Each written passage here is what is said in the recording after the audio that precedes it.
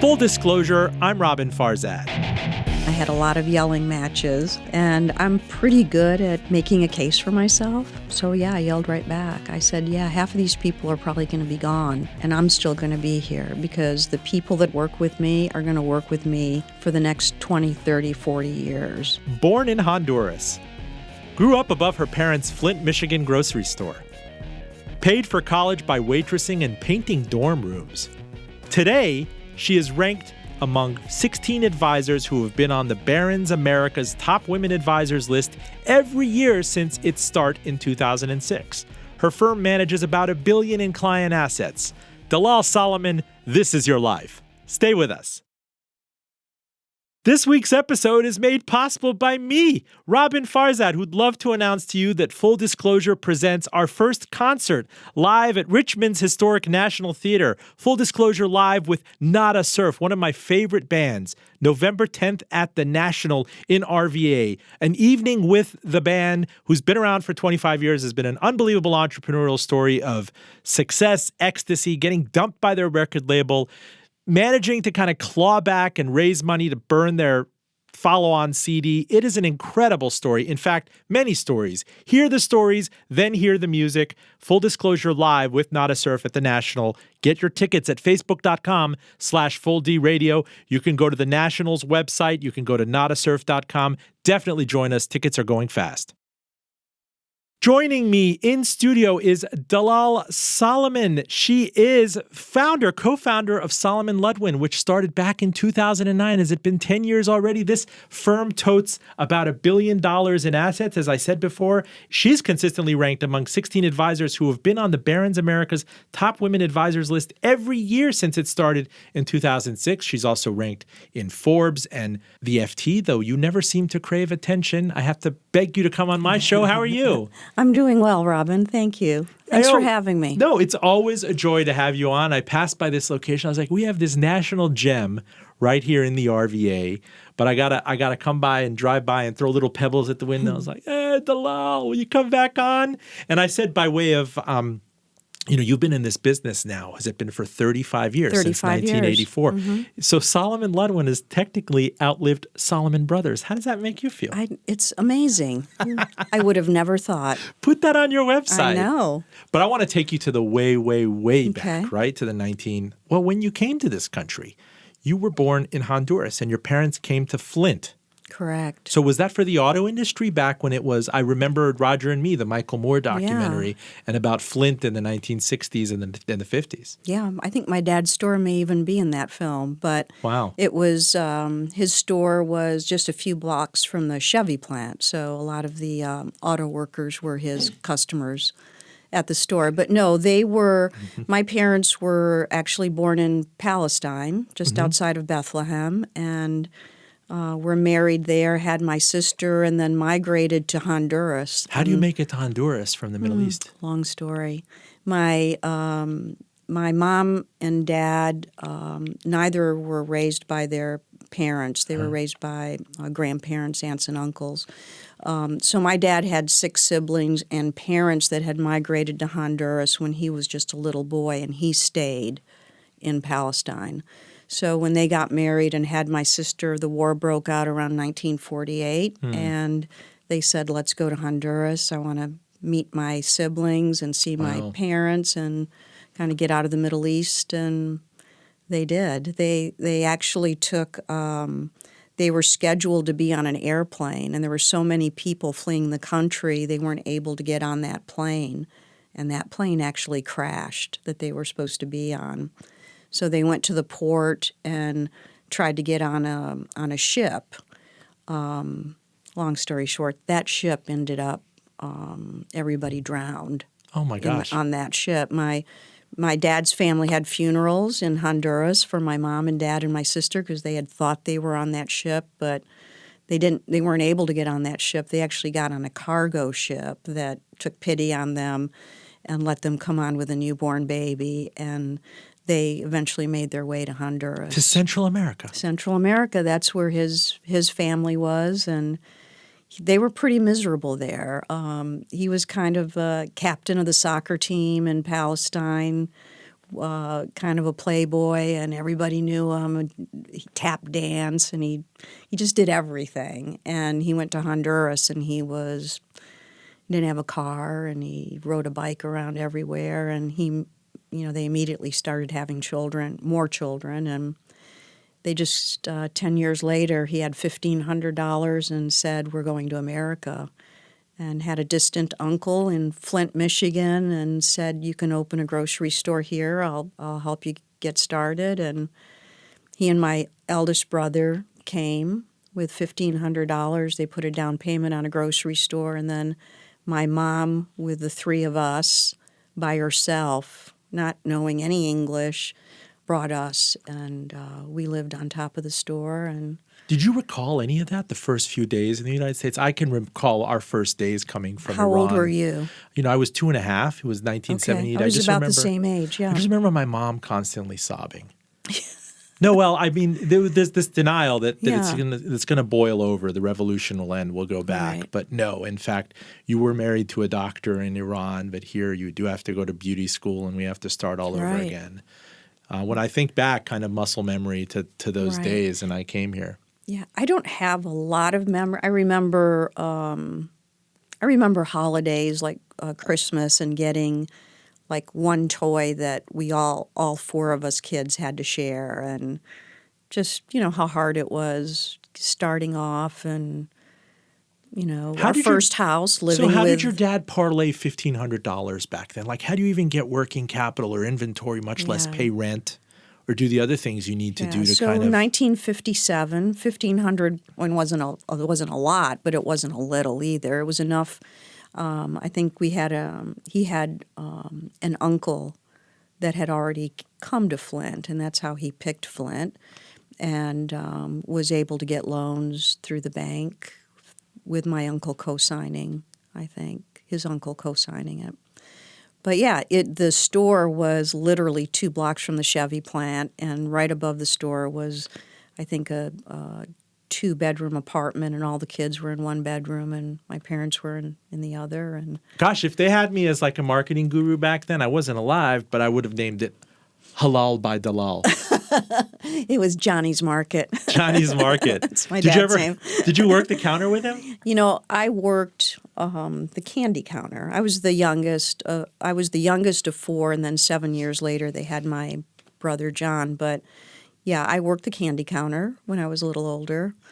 Buy, sell one, eat one. Was not a good situation. And so did you get a conception of profit back then? Or when did somebody pull you aside and say, this is enterprise, this is how it works? I don't think it was anyone ever explaining. I just saw it all day long. Really no one in my family ever worked for anybody. Everyone was an entrepreneur. All my brothers, my sister, aunts, uncles, cousins, we all just have this thing about... we just grow up with a certain amount of business sense, and that idea of that you control your destiny and nobody tells you how far you can go, that's kind of how I was raised. You'll appreciate this anecdote. I was about 6 years old, and we grew up in Miami, and my dad took me to Publix, and I nonchalantly took a thing of orange Tic Tacs. And when we loaded the car with groceries, I offered him one, and he's like, "Where did you get that?" I didn't buy it. I was like, "No, they just give them away at the grocery store." I made it up. And he just very quietly, without saying anything, U-turned and took me back to the Publix customer service counter and summoned the manager and said, "My son, took this." It's like, "Okay, just pay for it, everything." He's like, "Nope, I want you to put him on the microphone." Oh, and wow. He put me on the microphone and made me say the Pledge of Allegiance and apologize. And I can hear my own voice shivering, I pledge allegiance. And then I was like, "Sir, you don't need to do this to him. We'll just take the money." I was like, "No, do it again. Say the Pledge of Allegiance." And suffice to say, I never stole Tic Tacs again.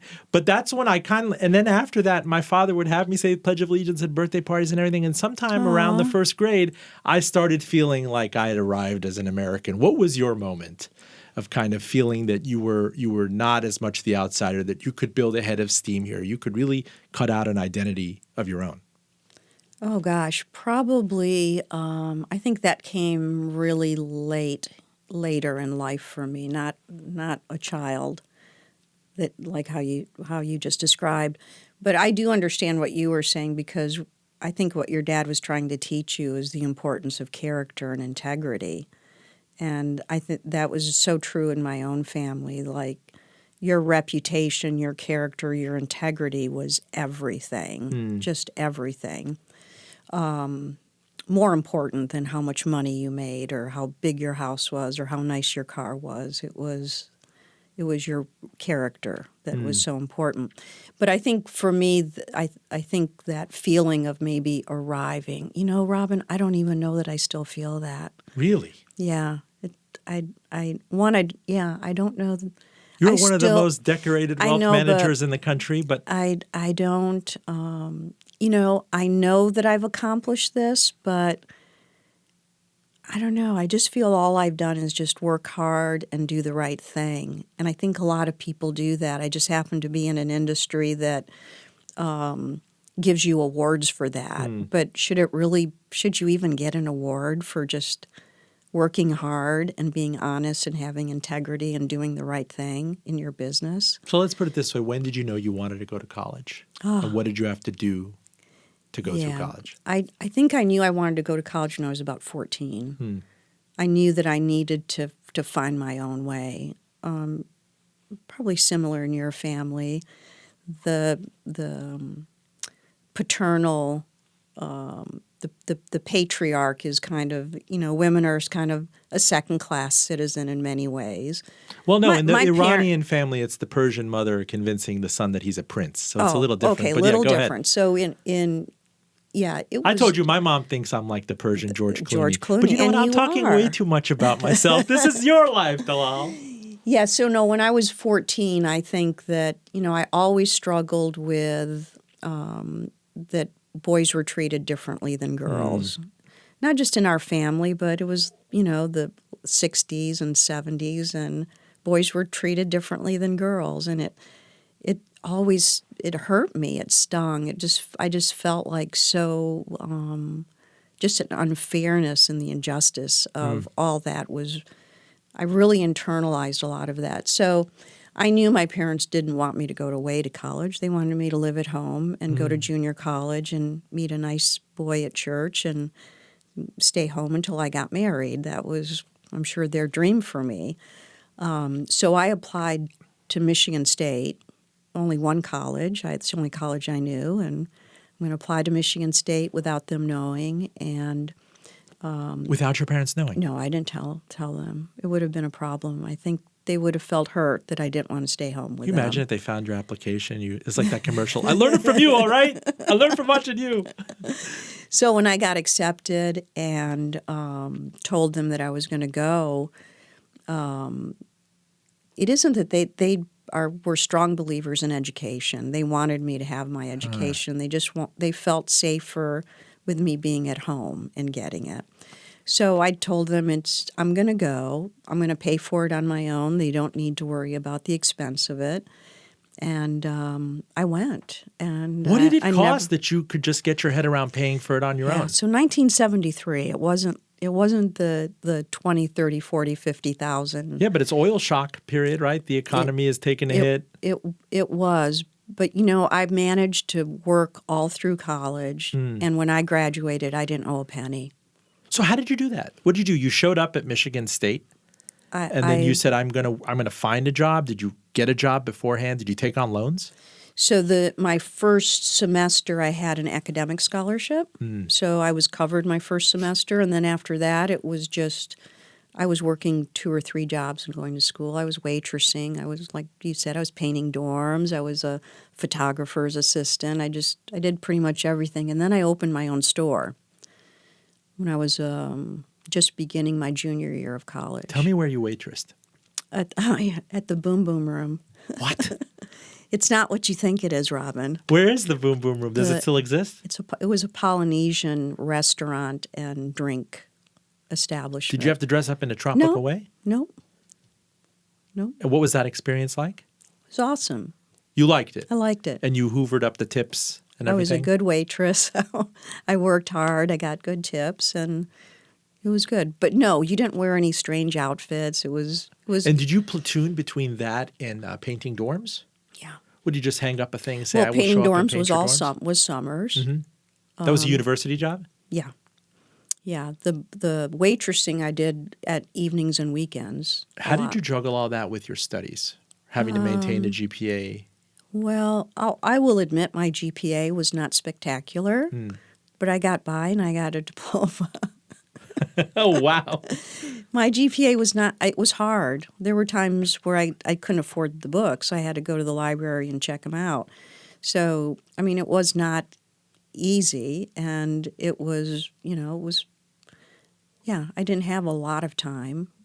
Not like, I think of my son that graduated from UVA a couple, 2-3 years ago. I mean, he was a full-time student. He worked. And he graduated with high honors, and he did great. But he had the time. He didn't. Tell me about that small biz you started.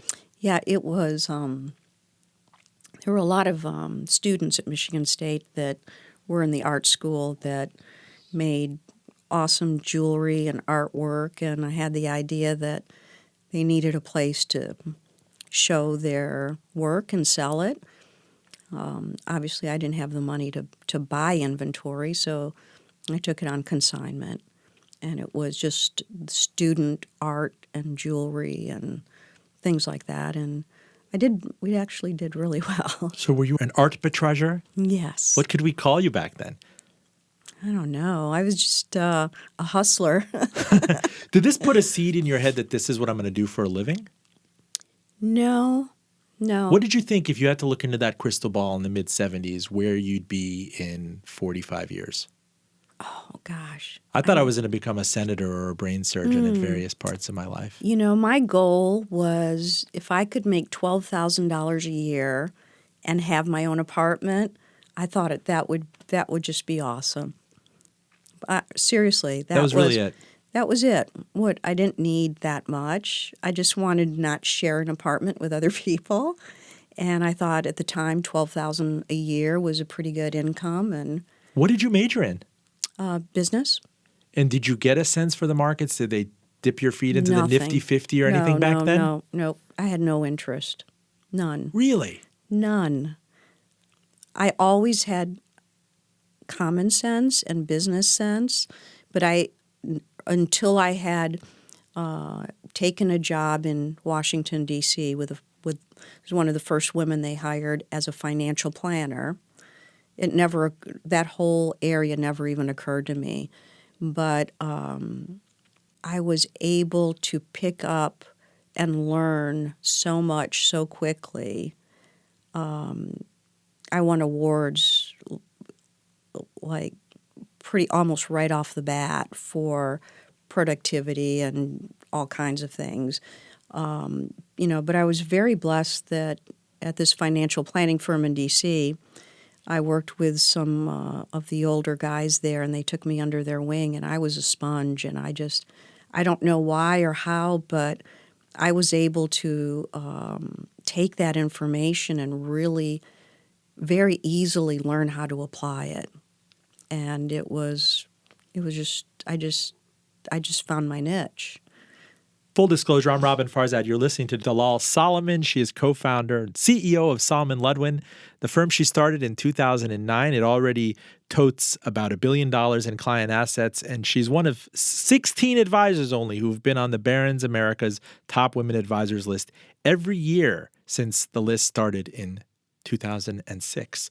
What was that first job out of college? Did you take a corporate job? Like, what did you do back then? Did you send a resume around? First real job out of college, I was senior vice president of marketing for a furniture company in Lansing. Were your parents impressed at this point? Like, you made the right choice. I grant it to you.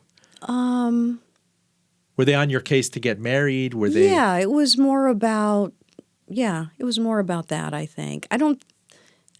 My parents are the most remarkable, loving, wonderful people, and I'm so blessed that they were my parents because I idolized both of them. My mom passed away in May, so she's gone now, but my dad at 94 is still living, and they're just wonderful people, but they could never really understand how I was able to do what I did and kind of what I had accomplished.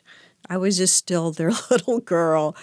And, they would still ask me if I don't know. It was different. So Dalal, early 80s, coming off the infamous Business Week cover, Death of Equities. How are you pulled into the world of equities, the stock market? How did that foot get into your door or vice versa? Well, when I moved to Richmond in 1984 to start working with Wheat First Securities as a broker, financial advisor, it was, and it still is for me, less about markets and more about relationships and listening to people and understanding what it is they were trying to. It's problem solving. How do I get from here to there? How do I accomplish this? How do I fix this? And I think that's always been my forte, because markets are markets. They aren't really that complicated. Yeah, but somebody has to teach you about bond yields and duration and you income study sensitivity. For your Series 7 and you go through training. And so what, did you just answer a job to go work at Wheat First, or what pulled you to Richmond from Michigan? Yeah, so I was a financial planner in Washington, D.C., and I was recruited by Wheat First in Richmond and came down and interviewed. And so did they educate you in the whole financial planner thing? Did. Series 7, Series 63, all that jazz? They did it. They had it. Back in the day, they had really good training programs. Wheat especially it was a year almost of ongoing training in classroom, studying material. I mean, it Did you have to cold call in your first job? Absolutely. To say, hey, I noticed you had a liquidity event. Can we talk to you about? No, you never knew who had a liquidity event. It was. How would you even? It was, for me, my cold calling was to usually small businesses. So my cold call went something like calling the head of a company, a small company, and say, hey, I'm new in the Richmond area. I don't really know many people. I was doing financial planning in Washington, D.C., now I'm with Wheat First Securities. And I really want to meet some business people and stop by, introduce myself. I'd really like to just drop off my card and just see if there's anything I can help you with. You didn't need to provide a steak dinner or anything like that? No, oh gosh, no, I didn't have the money for that. I was taking a bus to work. Really? Oh, yeah. And you were expected to build a book of business. Were you chiefly on commission? Completely on commission. So there was no salary at this first job? I think the first year you were on a really low base, and then they wean you off of that. I think it was after a year, maybe a year and a half. I got to get in your head. How was that attractive to you when you were recruited from the Beltway area? It takes a special kind of person. Yeah. So no, I love that. The Iranians, they say, our trademark attribute is taruf. Like we couldn't bother to ask. We couldn't bother to go in and ask for the transaction or something like that. You'd have to. It would have to be done so parenthetically that you'd waste all this time. You actually enjoyed going in and making the pitch and seeking the assets? I enjoyed going in and getting to know people and figuring out what their issues were and where I could fit in to help solve those issues. And I think that at the time was very different from what my colleagues in the bullpen were doing, because they were picking up the phone and selling the next hot stock. And I had no interest in doing that. So my interest was, let me form relationships with people. Let me find out about them. Let me figure out what it is they're trying to accomplish, and let me be their problem solver. Let me create that roadmap for them. When did you finally build a head of steam in that business and say, yes, this is working. This really works for me. Like I have enough of a book of business that I can scale this? Probably at the end of 5 years, the 28 people that were in my training class, I think there were only 3 of us left in the business. And they'd have to survive the crash of 87 too, obviously. Right. And which is a mass extinction event for a lot of firms and brokers. So I think after the 5 years, I started to realize I could be really good at this, but I have to do it differently. I had a lot of pressure on me at the time to just sell sell the stock, sell the bonds, sell the CD. So I had a very slow start because I wasn't selling anything. I was building relationships, and I was problem solving for people. So how did it work during the performance review? And I'm going to fast forward you to the financial crisis and everything that's transpired since. But when they'd call you in, I was like, you're just not producing enough. You're not cross-selling enough. Right. You're not. How would you push back at that? That had was a the lot structure of- of the sell side back I had a then. lot of those meetings, and I had a lot of yelling matches. And I'm pretty good at making a case for myself. So yeah, I yelled right back. I said, yeah, half of these people are probably going to be gone, and I'm still going to be here because the people that work with me are going to work with me for the next 20, 30, 40 years. And at the time, the branch manager, Shelley Rubin, I think he just really believed in me. I think he, without being overtly like saying it, I think he let me hang on long enough to prove that I could do it. What happened to wheat? Was wheat first Butcher, Singer, Evergreen, Wells, Wachovia? Oh, my I don't gosh. even know who ended up owning it. Which of the big firms Wells last Fargo. owned it? Wells Fargo. Wells Fargo. And you were last affiliated with Wells Fargo. Correct. You went off quasi-independently in 2009. Salomon and Ludwin was in the Wells Fargo network, but you Correct. guys broke off from them last fall. Yes. I know we're fast-forwarding, but let's go back to 2009. How did you start this firm in the teeth of the worst financial crisis and market calamity of our lifetimes?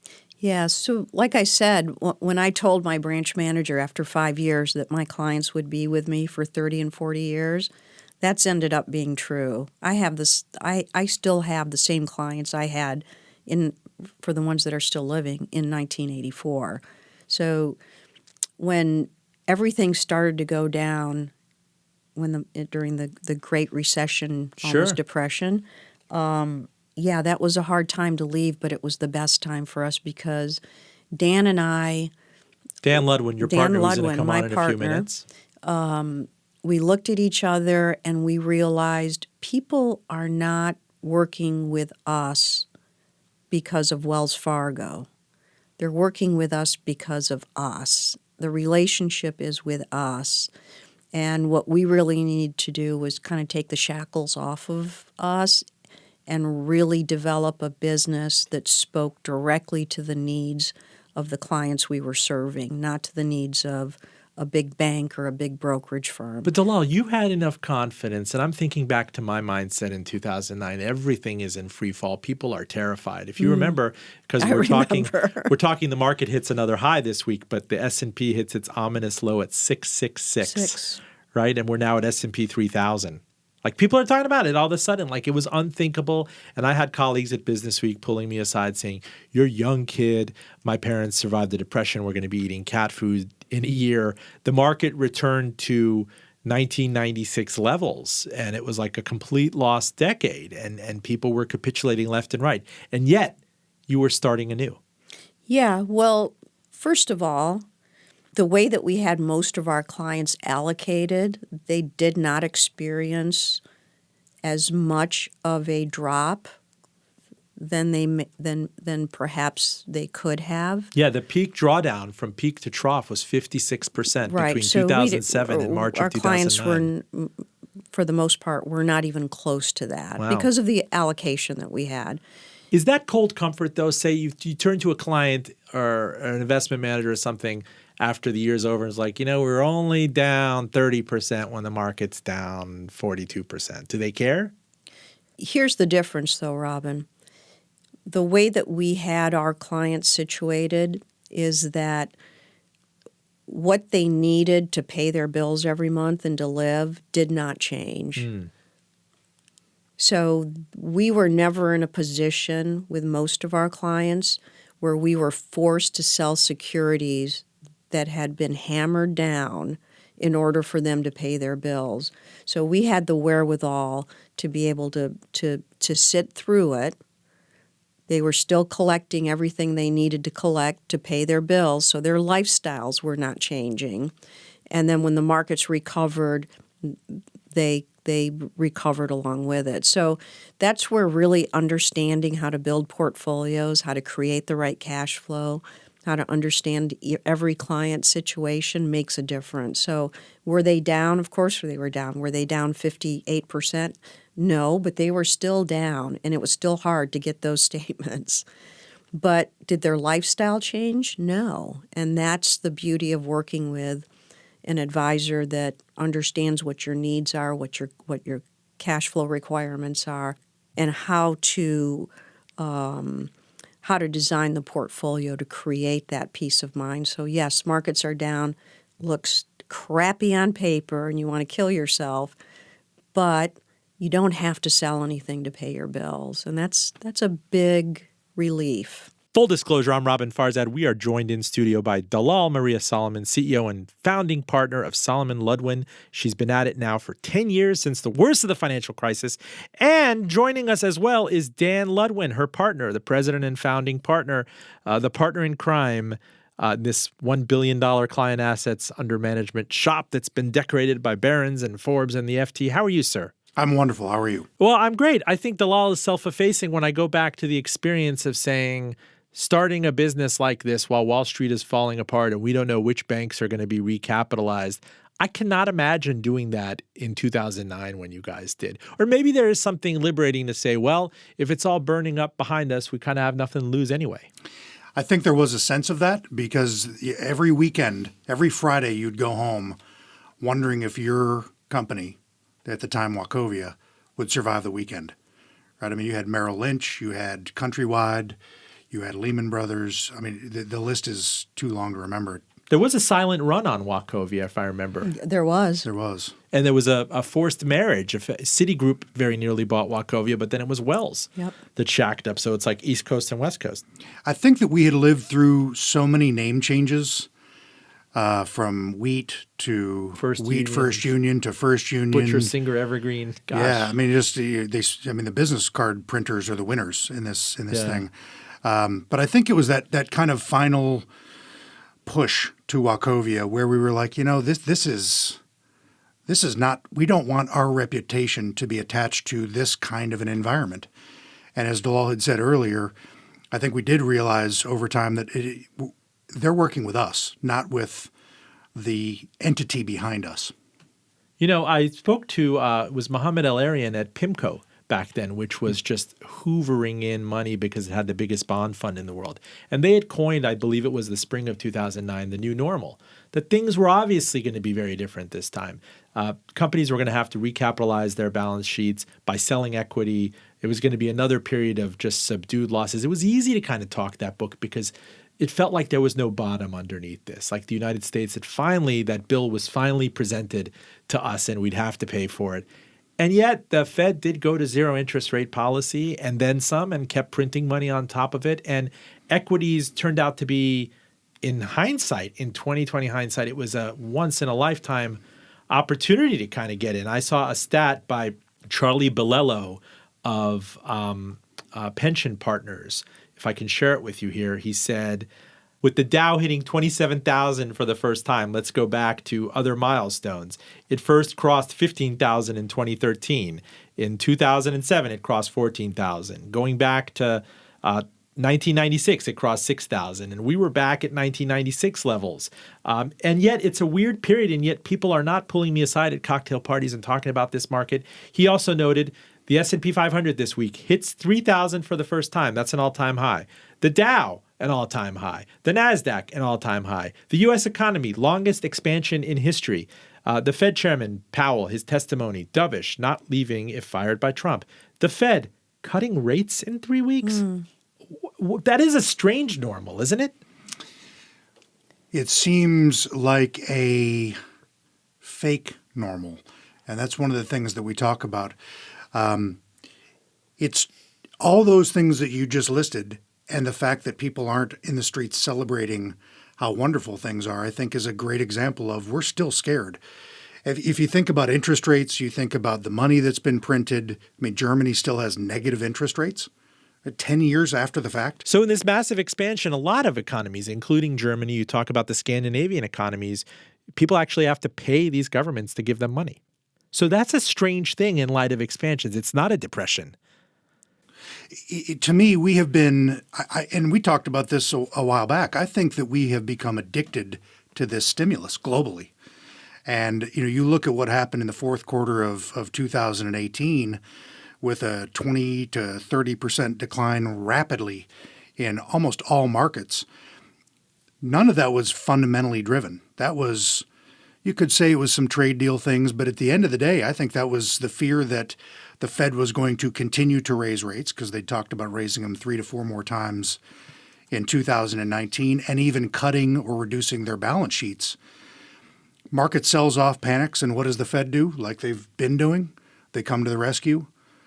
Maybe we won't raise rates. That is a very strange codependency. That's a very worrisome codependency to me, Dalal. Very because worrisome. before we started this in 2007, and I always talk about going back and looking at the Fed minutes in 2007 in the spring. Oh, it's all right. We do see some softening in real estate, but nobody saw the systemic asteroid that was about to crash into Wall Street, right? And that's mixing 10 metaphors. I understand, but I do that a lot. And then they take rates down to zero effectively by the end of 2008, from 5.25% to zero. Yeah. We're now, I ticked off all those statistics, full expansion, 3.8% unemployment, record markets, unbelievable, speculators are back in the property market. You've seen the bond market, you've seen the junk bond market, debt issuance, artwork, all the asset bubbles everywhere. And yet we're at about 2.25% in Fed funds. And I understand this is supposed to be done in inflation-adjusted terms, but we have nowhere normalized the cost of capital. Do you know what I'm saying without getting wonky? Yeah. People have taken for granted that the Fed and other central banks are always going to be there to throw you cheap money. So what happens when they're not?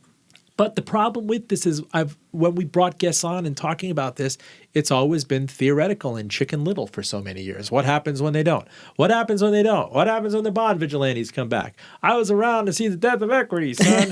Let me tell you about the Nifty 50, son. Let me tell you about the gold standard, son. You sound like at some point, it's a little... Yeah. It's a cry wolf problem, and I'm really worried about that complacency. I am, like many people, when markets get this frothy, I get really worried. Mm-hmm.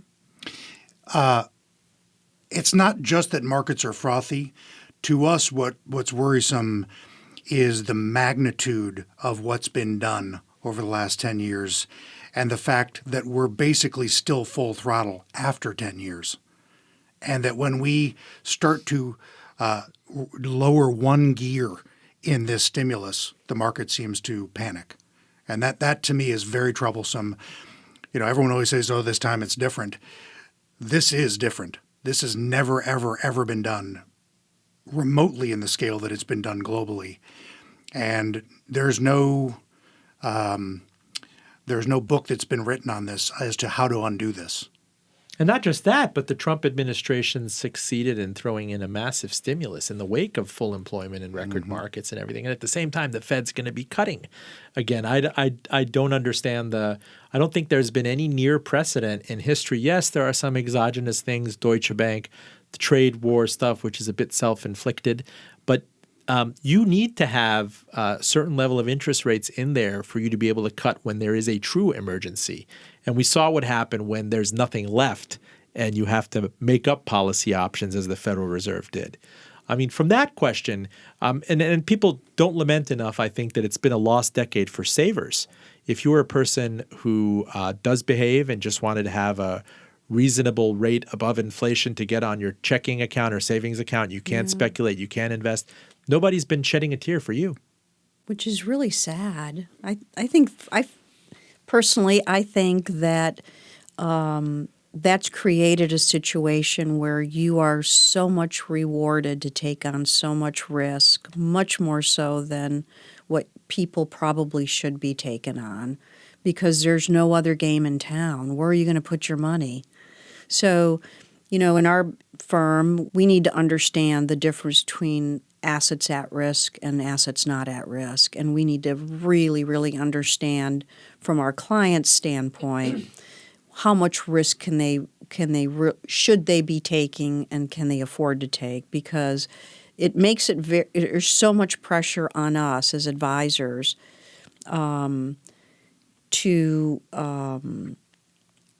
to get a return, and you're not going to get a return in fixed income. You're just not. There's no the interest rates are not playing ball with us on that. So at the same time, you have to be cognizant of the fact that when things do turn downward, people are going to be caught really unaware. They're not going to understand that they've had way too much in the market. So when the Fed keeps its finger on the scale for so long, or keeps super easy for so long, you start to see a level of, we've talked about it before, I think certain companies were issuing 50-year debt. The University of Pennsylvania came out with a 100-year bond. Argentina was back in the bond markets because there's this global chase for yield.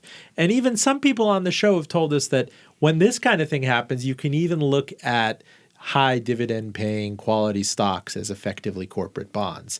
And I think that kind of revisionism gets dangerous. When you can't find any satisfaction in a risk-free yield, you start looking elsewhere. It is another form of stimulus to make all other options so insignificant in your long-term strategy that you have to start looking at stocks for yield. I mean, if I can buy a good high-quality stock that's earning twice what the 10-year is, what the 10-year Treasury crazy. Is. How do you talk to investors about bonds? Because there's always the whole Finance 101 and the efficient frontier thing. They're saying you should always have, even if, it might be coldly comforting to get a little bit less than inflation on a Treasury security that's kept artificially expensive right now and the yield is down so much. But you'll have your vindication when everything crashes and you're liquid enough to buy something. Does that... It's been hard because if you think about it, we've basically been up until the final quarter of 2018, we've been on pretty much a straight up run, as you said, from 666 to, I think we got to 2,800 before the correction. That was called the devil's flash, 666. And I know. It felt 3,000. So I think that without that kind of volatility, trying to impose discipline on diversification and cash flow has been really, really difficult. And it's been a really long time. So we were glad to see some volatility present itself. But I think that the challenge is, when you think about it, trying to do what's right for the clients and having the clients not understand or how quickly they can forget what the 08-09 experience was like is part of the challenge that we have. I mean, forgetfulness, that people don't remember that there were bond bear markets. It's been going on now for 35 years, right? We talked to people before that said even the bond traders that are brought on, the institutional memory on Wall Street just isn't there. So I wonder about the challenge of actually client handholding of the various generations of people you see, either retirees or people who are about to sell a business, people who are transferring assets to a younger generation. How do you even get them to be circumspect? That's what they pay us for, right? That's our job. A lot of what we do is education and helping them understand the risk in the portfolio. So I don't think we can shy away from that. It's hard, but that is what we do. That's what we get paid for. At the end of the day, I think one of the things, and we've been saying this phrase or this combination of words for a long time, but it used to be kind of stocks, bonds, and cash, and now we say stocks and not stocks. Really? Because it's almost like the portion that isn't in stocks is a known self-inflicted wound, but it is sometimes better to earn little to nothing than it is to have it all exposed to As we've potential said, return demise. of capital versus return on capital. That's correct. And being liquid to see yourself through a situation like a 2009, where if people did have cash on the sidelines and they were had a stomach of steel enough to get in, that they were vindicated and then some. Do you see opportunities right now, and that international has kind of had a lost decade? When clients talk to you about international, are you saying that, yes, you should dabble in emerging, or Europe is over its worst? Or do you think that U.S. multinationals are a good proxy for international exposure? Well, I think one of the things that Dalal said in the earlier part was we really don't worry about the markets as much. Diversification to us still is important. You got to have a little bit in everything. I think that the emerging markets I think of as a spice. right? I think of large company domestic stocks as more the kind of substantial Meat and portion of potatoes. the basic stuff. And I think that people like spices until you put too much in there. And in emerging markets in particular, I always describe as a love-hate kind of relationship. It's up 163% in 18 months coming out of the Great Recession, and it has done literally nothing since then, but with 30 to 50% swings. So, yes, I think there is a place for it. I think that it was a hot dot for a while, and I think that it in small doses is an appropriate thing. It is probably more of an opportunity upside-wise than I would argue the U.S. markets are, because if you look at over almost any time period, developed international and emerging markets relative to domestic stocks are way higher.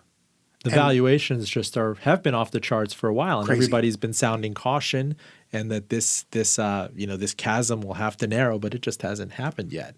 But I'm old enough to remember that this is what people were saying in the aughts when the United States had its lost decade. It effectively did nothing from 2000 to 2009. It had its worst decade since the Great Depression, and in fact, it was emerging that had a great decade, right? And then even within the United States, small and mid and other assets. Are you a believer in alternative assets, private equity, or when clients come to you and say, I need to have hard assets, I need to have real estate? Or how do you talk to them about gold, for example? Yeah, we, as far as alternative assets, transparency is key for us. If an investment is not transparent, if we don't know what they're investing in, what they're paying themselves, those are things we're just not comfortable with. For most of our clients, they've worked really, really hard to amass what they have, and it's our responsibility to invest that very prudently. So a lot of alternatives, we really don't know what they're investing in and what they're paying themselves, so we kind of take that right off the table. It is alleged, Dalal Salomon, that on this stately headquarters of yours on Gaskins Road in Henrico County, is it an old savings and loan? Manufacturers Hanover or something? Yeah. It was one of the things that was there, but mostly banks. Okay, and so there's a huge bank vault in it. Yes. And within this ironclad 10-inch wall thing, there's a black box that has your secret technology recipe. Can you let us in on any of that? How do you use technology? Yeah. Dan, talk about that, because Dan was a big part in developing a lot of our technology. We do have a patent on the logic that like runs a flux capacitor. Yes, it's amazing. 1.21 gigawatts. You need to come to the vault, and we'll show you. Technology has done some amazing things for us. I can't speak for others, but I think that it has made us better communicators with clients. I think that it's made us more aware of our clients and what makes them tick, what makes them individual. I mean, I think that's a big part of what we do, is to really understand them in deep and meaningful ways. But it's also helped us try to understand the markets and to impose our value proposition or our beliefs in the ways that we want to invest money ourselves and for clients in a more scalable way. So, doing this on Excel or doing this on a piece of yellow legal paper would be literally impossible. So technology has allowed us to do all sorts of wonderful things to help the way we manage and to help deepen and broaden relationships. What do you guys think about this move toward kind of welcome to the machine robo-advisors that take human thought and biases out of it, that you've seen such a push over the past several years, especially with the boom in indexing, that we're told that millennials and the millionaires who work at Google and Facebook and others are throwing money at robo-advisors? Love it. Really? Absolutely. Because I think that what this is going to do is it's actually going to thin out our industry. Our industry has way too many people in it. There are way too many financial advisors. They could be selling stocks or cars or encyclopedias, though most people don't know what those are anymore. But the stuff that's getting moved around now is fungible. It's indexes and ETFs. We're not talking about stock picking anymore. Right. We're not talking about calling your broker, putting points on a thing. I mean, that's really 1984 vintage Wall Street. This to me is the inflection point that Dalal realized in 1984 and the arguments that she got into with the branch manager. Right, this is one of those moments where people in 1984 that were making cold calls, right, trying to sell ideas, didn't realize that they were already falling behind the curve. And I think people in our position today who hang their hats on simply asset allocation or diversification or even basic financial planning are going to get beaten by computers. HAL is going to beat them. What about this supposed generational shift we're told about? You know, Gen X and baby boomers still hold, trillions and trillions of assets. Like there's this fabled $30 trillion wealth transfer that's about to happen. I'm sure you and your son Jacob talk about it. He's following in your footsteps. He graduates from college. But a lot of these kids that came of age in the financial crisis and seeing their parents lose jobs and not being hireable themselves or having to live with their parents have this deep-seated mistrust of the market. And understandably so. I mean, I get that. I sometimes have a distrust for the market. That's why for us it's, going back to what we were talking about earlier, it isn't – I don't think the markets are this big mystery. I just don't. I think it's really – robos could do it. I think the difference – I think – a financial advisor today's value proposition isn't just the investments, just the asset allocation. It's really knowing their clients, understanding what they're trying to accomplish. It's tax minimization, it's cash flow management, it's estate planning, it's all those other things combined together are a huge value proposition for most people.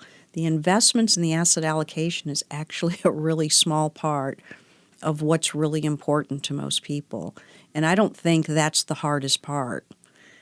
I think with index funds and ETFs it isn't – and I just don't think you have to be a rocket scientist to figure that part out. From a gut check perspective, you guys and I have talked in the past about risk amnesia, how people have really, truly, understandably repressed the awful memories of the 55% drawdown from 2007 to 2009.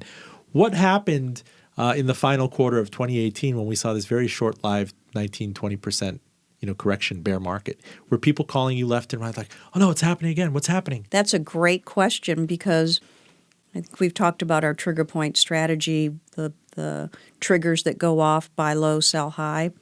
We had our biggest buys back into the market, and our biggest buy was December 24th at the bottom of the market. That's the logic that we use on our trigger point strategy. How do you do that? Do you call these people like, listen, this is the moment we've been waiting for? We don't call. They're discretionary. They are in our model portfolios using our logic, and it's just an automatic buy. So they are trained or they are inured enough at this point to know to not call you and say, sell everything and get me out of this. No, our clients, when the markets are down, would be calling us and saying, please tell me we're buying, because they know that's how our strategy works. We're gradually selling as markets become too lofty. Was the black box waking you up at night? Was it paging you? It was calling like my name and signals? saying, buy, buy, buy. But no. Dalal, I'd like to talk to you. Yes. It's I'm very disappointed, That's Dan. right, though, Dan. December 24th, I think, was our worst Christmas Eve ever in the history of the stock market. And that was our biggest buy. Day. It was actually our final buying day because down 25%, which is all of our markets except for one got down 25%. Yeah, it was weird. We actually were almost high-fiving during October and December because it's been so long since we've experienced that. People had forgotten that the market can actually go down. But we were prepared for it, and we had cash available from profits. So what we used to buy into the markets when they were down was money that we had gotten from profits. That's an awfully hard discipline to teach to people. You hear Warren Buffett saying that he's greedy when others are fearful. You hear about Rothschild and blood on the streets. And you hear about the story with Joe Kennedy and the shoe shine boy at Grand Central. When he asked him about stocks, he sold out of everything. But if we don't have, and we've been deprived in this artificial environment of Fed stimulus, of reminders that things can and do fall apart, that's table stakes for the stock market. But over time, people tend to get into this more new paradigm thinking thing like, oh, it's different this time, right? I mean, I know that's beyond cliche, but they do kind of say, well, there used to be a Greenspan put and now it's a Powell put. Look, we're at ebullient stock markets, full employment, everything, and the Fed's going to keep throwing us sirloin. Let's hope they do. Yeah. I mean, don't get me wrong. We want the markets to go up, right? We're not betting against them. But I think that our whole premise, and always has been, and I hope always will be, is that nothing goes up forever and nothing goes down forever. And the beauty of indexing, and the one powerful thing that it's done, is it's made the ability to buy into markets, plural, or stocks, plural, much, much easier and far quicker, which is both good and bad. You guys have a couple of minutes to close me out. Talk to me, freestyle, free skate. What should I have asked you? What did you want to talk about? The thing that really scares me, worries me, is much like you talked about a generation being skeptical of the stock market. You think of the people that had parents, watch their parents in 2000 through 2002 and or 2008 through 2009 lose money, lose jobs in very formidable years in their lives. I think that those kinds of scars, like a Great Depression, right? We talk about depression kids, right? And we still have some where they are different. They are wired differently. You wonder if that generation that experienced that as kids will kind of keep that in their back pocket and say, I know I need to be in it, but I don't trust it as much as perhaps other generations have. I'm worried that we are now creating another generation that expects the world to just someone snap a finger or lower interest rates or print more money to just fix the problem. There's no magic pill, but it's like we're trying to create one. How's that $12,000 a year working out for you, Dalal? I'm making it. She's got her own apartment. I'm That's the good making news. it, Robin. Making it. I got the... you know what? I cannot thank you guys enough. This is a great story in that I love that I have to drag you on this show, that you don't kind of willfully, you're not out there, hiring a publicist, telling Forbes and Barron's and all these other places to come after you. You've done it, and you've done it quietly. And 2009 was a lifetime ago, but here you are at $1 billion in assets under management, Rob. Yeah. And she is one of the shyest people you'll meet. So I do give you a lot of credit because she did things today and has done things with you in the past that not a lot of people can make her open up and talk and be as comfortable. That's why I get paid the big bucks, Dan. If only I had money to fork over to Salomon Ludwin. I cannot thank you enough. Thank you, Robin. Thank you. It's always great to see you. Dalal Salomon and Dan Ludwin of Salomon & Ludwin, always welcome on this show. Full disclosure, our engineer is John Valentine. This show airs on NPR member station 88.9 WCVE News, on npr.org, and on iTunes at link fulldradio.com. Don't just like us, love us! We are no-load, highly liquid audio fiduciaries who will hold your hands through boom and bust alike. I'm Robin Farzad, back with you next week.